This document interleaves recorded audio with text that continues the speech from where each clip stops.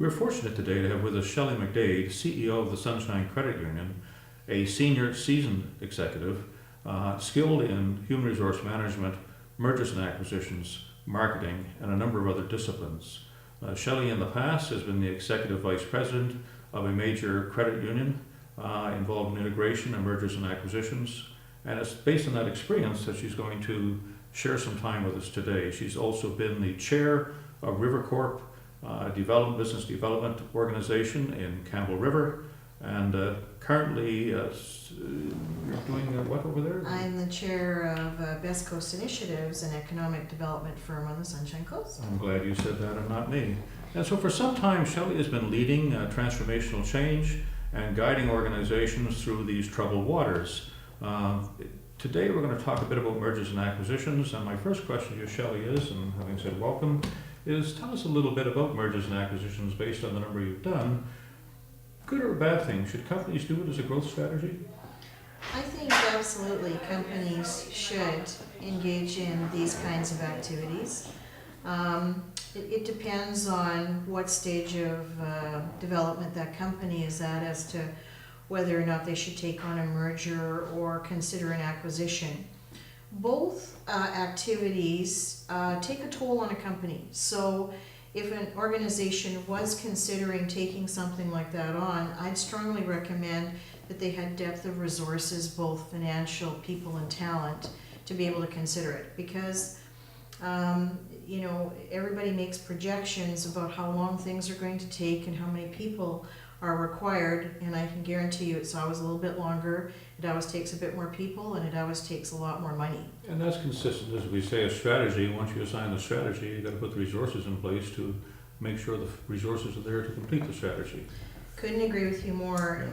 One of the lessons I learned was that instead of just trying to get everyone to do this off the corner of their desk, all the executive team or senior management or middle management, in one situation created an actual special team, and that was their role. And one might say, well, that must have been fairly expensive and a real drain. But the reality was that the rest of the management team was left to run the business, deal with the clients, deal with the consumers, maintain market relevance, while in the background, this special team did the gluing together of the organization. That's so important, isn't it? As a cross-functional team, you were the cross-functional team leader for these large mergers. That's so important, isn't it? That you still have to do the day-to-day business, the hard stuff, and keep the dollars coming in to fund all this. Absolutely. And that takes 105% of your time. And now you're asking these folks to dig down and find some more time to do all the soft things. And how important is it that they pay attention to these soft things, to the culture and the relationships, and keep the team happy?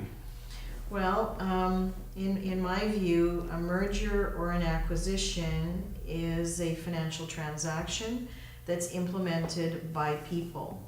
And that process of implementation and the engagement of those people is the whole trick. We can run the math easily enough, we can do the projections easily enough, we can determine if it's a good strategic move for our organization. But in this day and age, talent is king, and finding it and maintaining it is hard, and it's only going to get harder. So if you expect more than that 105% as an ongoing diet for people, they'll find alternatives. B, if you have a sort of a very autocratic approach to your acquisition or your merger, that doesn't sit well with today's workforce, who wants to be more engaged and more part of the decision making in companies. Shelley, that answer is giving rise to a cultural thing in my mind between the two organizations. One is autocratic, saying if the other isn't autocratic, there's going to be tension, isn't there? Absolutely. If I were to ever embark upon a major acquisition or a merger again, I would not proceed without a cultural audit of both organizations before any of the documents were signed. So in phase one, under your risk assessment, you make sure to do this cultural audit. What are some of the things you turn your mind to in this cultural audit? Well, just like you said, if you've got one organization that's incredibly formalized in how it makes decisions and does its business, and you've got another organization that kind of makes decisions by the seat of their pants in 5-minute hall meetings, and you try and put those two cultures together, you'll have complete chaos. Mhm. And you'll have a lot of disenfranchisement as well, and you'll have people, fleeing the ship a lot. So finding out how decisions are made, how the hierarchy works, what are the cultural icons. I've seen situations where one organization is very social and does a lot together and they're very familial in their culture. I've seen another culture completely corporate and kind of conservative and staid.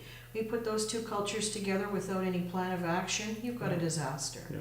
How important is it that you hold the hands of your employees while all this is going on through communications and other things? Completely critical. People need to know that they're valued day one. And if you have to make some hard decisions around your people, such as you have to do some rationalization, it should be done quickly and immediately and be gotten over. And then there should be some kind of assurances that that part of the merger process is over. So people don't sit in continual fear of what's next for them. You have to communicate a lot. They have to understand what their value is. They have to understand how they're going to be part of the new organization going forward. And frequency has to, rule number one about communication, there's never anything as such as too much of it when it comes to employees. Interesting. And so we have the three phases, sort of the preliminary, you get the ducks in a row stage, and then you have this phase 2 stage, which I call the danger stage. You actually implement and roll it out, and lots of danger in that stage. And then finally phase 3, where we kind of exploit the opportunities that now present themselves as a result of the merger. Can you share a little bit of those stages? Do you remember going through those 3 stages? Were they as clear as that made them? And was second stage that dangerous? Well, I read that paper, Terry, and I agreed with everything you said. It was a very good assessment of what goes on. The reality of it is those stages are a little fuzzier and have a tendency to overlap a little bit more. Yeah. But the toughest phase is, if I could liken it to a marriage, the first phase is the engagement part, and the honeymoon, sort of the happy, everybody's in love. The second phase is, the hard slogging, now you're married and you've got to try and make it work. And then the third phase should likely be sort of that comfortable, we're working together now, we're good companions and things are working out. The first phase, as I've said, is pretty easy. The second phase, I think the executive of the organization and the leadership has to be in absolute lockstep, because it's tough. This is where people are questioning leadership's capacity. They're looking for strong direction. They're looking for authenticity. Can I believe what these people are saying? And if your executive team is speaking out of different sides of their mouths, you could be in, you could find yourself trying to constantly combat unrest within the employee groups. When you get to the third phase, you hopefully have overcome all your cultural and all your process and all those issues that there could have been disconnect on. Because frankly, you can't do phase 3 until those issues are resolved. Interesting. Lots of good advice for us today, Shelley. And 2 more questions before we wrap it up, if I can. Firstly, the aspect of how important is it that you bring in the resources you don't have from outside to help you with this? Absolutely critical. And one of the major mergers I was engaged in, we spent a lot of money in consulting fees in that I think first you year. paid me some money on that, didn't you? Actually, yes, Terry, you were pivotal. You came in and helped us a lot, especially around the strategic issues. So one assumption that I will never make again is don't necessarily assume that you've got the talent and resources internally to pull one of these acquisitions or mergers off. You may well need to go out. To include project management skills, things that Project keep control of management. it, so critical. Yeah, communication skills, project management skills, strategic planning skills, the whole soft people skills side, those were all consultants that we Make sure found you have helpful. good for you. And I guess the final question I have is the importance of you as the leader of the cross-functional team, as the executive vice president, taking this organization through this very dangerous period. Could you talk about your relationship with the CEO of the organization and maybe even the board? How close is that, or how close does it have to be?